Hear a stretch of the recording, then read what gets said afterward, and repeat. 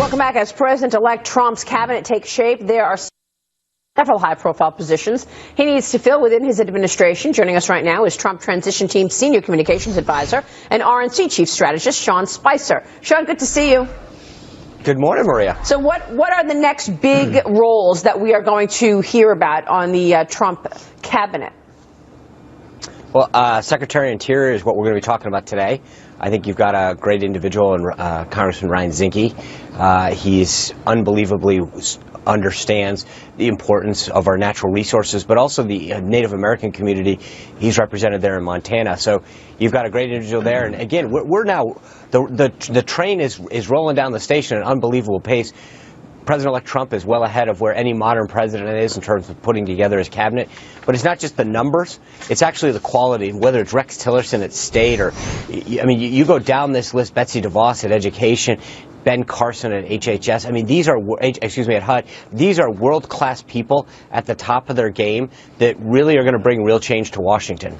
Sean, this is Mike Huckabee. There are trillions of dollars worth of federal lands out in the West. They're not on the tax rolls. They don't produce anything, and they are the responsibility of the federal government. Do you think that under the Trump administration, there will be at least an openness to privatizing some of those lands, using the mineral and natural sources and using them for commercial purposes so that we can pay down the debt, we can put some of that money on the tax rolls? There's an extraordinary opportunity. Is that on the agenda? Well, good morning, Governor. There is. There is, and I'm not sure what the exact structure would be, but I think that Mr. Trump fully understands the wealth that exists within our country in terms of natural resources, and that we could be utilizing those natural resources to both pay down our debt, create wealth for our nation, and more importantly, grow jobs, good paying jobs with benefits for American workers. You know, and I'm not talking about selling a national park. I'm talking about using natural gas and oil reserves, and also opening up some of those lands for timber harvest, which I know some environmentalists would think would be terrible. But frankly, the reason we have so many forest fires is because we're not managing those forests in a way that will protect us from wildfires. And Western states know that. I just hope that one of the things that the new Interior Secretary can do is bring that perspective and get some things done that will be helpful for everybody, including the environmentalist. Absolutely. I mean, our country currently holds some of these resources that you're talking about that we can be utilizing to create American jobs, pay off our debt, but also do in a way that you're talking about that preserves and protects the environment. It's not a mutually exclusive proposition. Dagan.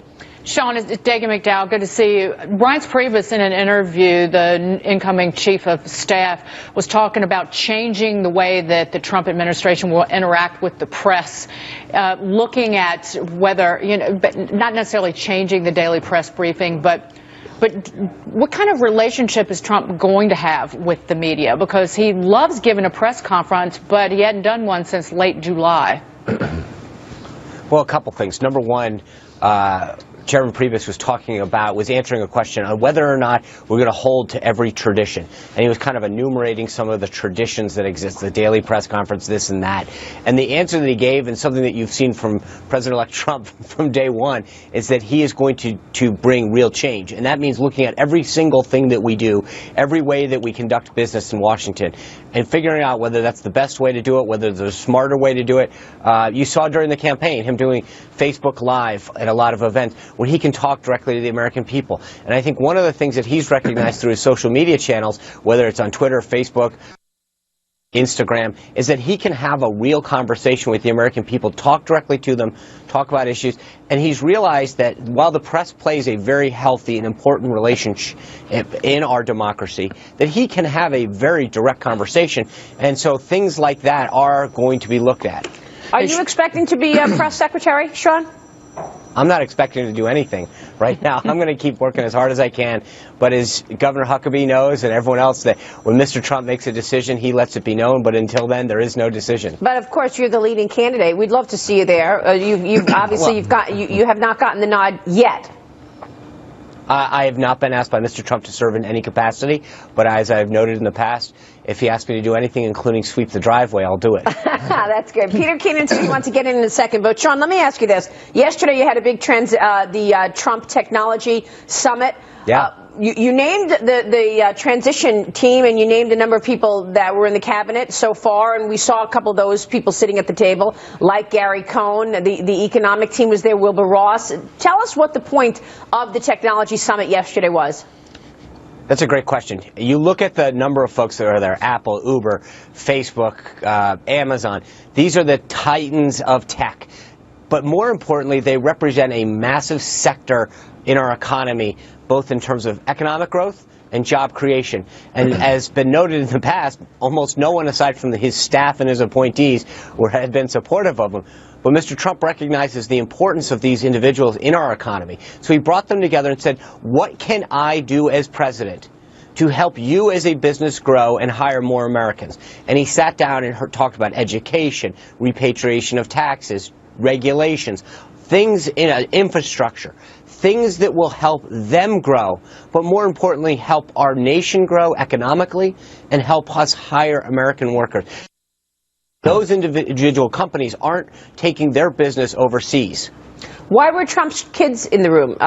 Don Jr., Eric Trump, and Ivanka. Because they play an important role with their father. He's stated it since the beginning of this. They've been on the website. They're part of the transition team.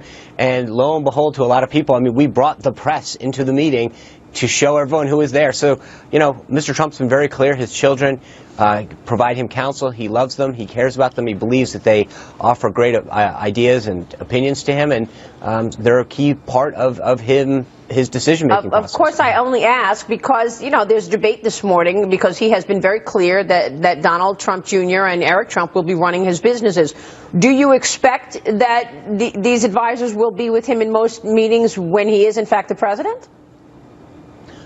Well, no, I don't. But I mean, I also think that he has been very clear that he'll have an announcement in January where he'll lay out the delineation between his business and how he will bifurcate that with his desire to focus 100% on the American people in this country. All right, Peter Keenan, real quick. I just wondered how you look at the next couple thousand appointments you have to make. Ambassadors, it's been so different this far. What can you tell us about what's coming? Well, the transition team, we've got over 250 folks on landing teams. These are people that President-elect Trump has appointed to go to the different agencies, and they are meeting with counterparts there. Then there's people that are talking to individuals who are interested or who would represent him well in different ambassadorships and sub-cabinet level things. But there's an entire transition team, primarily in Washington, D.C., that is talking to individuals who they will present to Mr. Trump as people that would represent him well, both here in America and overseas in key diplomatic posts. Sean, we're going to be watching the developments. We hope we see you as press secretary. Thank you so much, sir. Thank you, Maria. Sean Spicer.